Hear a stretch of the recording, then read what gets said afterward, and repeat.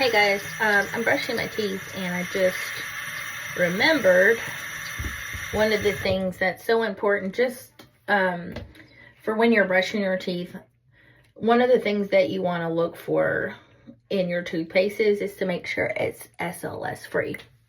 A lot of common toothpaste, let me see if I still have one. I think I have an old one here somewhere. Oh, here it is. A lot of common toothpaste have something called SLS, and SLS is sodium lauryl sulfate, SLS, and it's a compound or a ingredient. In fact, I don't know if you can see this, but it's literally right here, and it's used to create like the foam that you get in your toothpaste. You get it in cleaning products. I think they even have it in your hair, in some hair stuff, if I'm not incorrect. Anyways, a lot of times it will be used to help remove debris and things like that. But here's the issue. Number one, our toothbrushes help us to remove debris as well as when we floss, okay?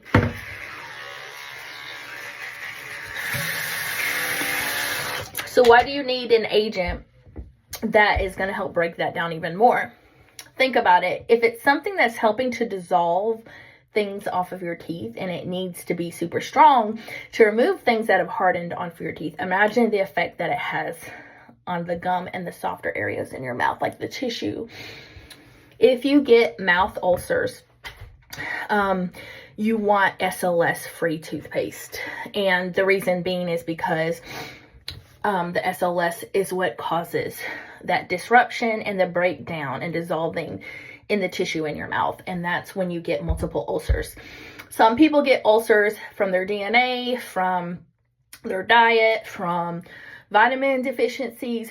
So even if you are more susceptible because of those reasons, you especially want to have SLS free toothpaste because you don't want to have an even higher chance of getting those mouth ulcers. I don't know if anybody's ever had them, but they're super painful.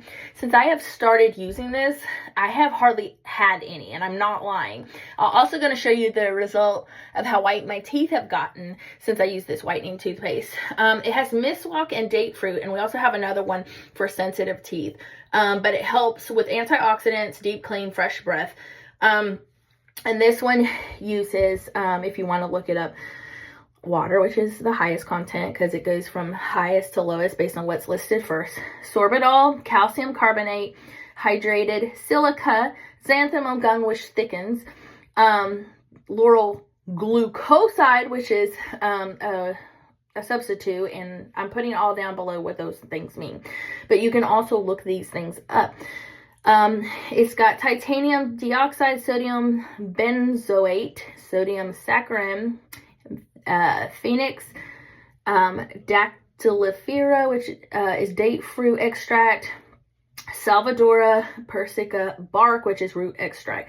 Just because it has a fancy name doesn't necessarily mean it's a chemical. It's actually like some scientific name also for natural things. So look and see what is actually in your products. What I love about the products that I buy, not only adhere to America, which only has 11 restrictions, but Europe, which has way more. And not only that, but when you look up companies that say they go by those,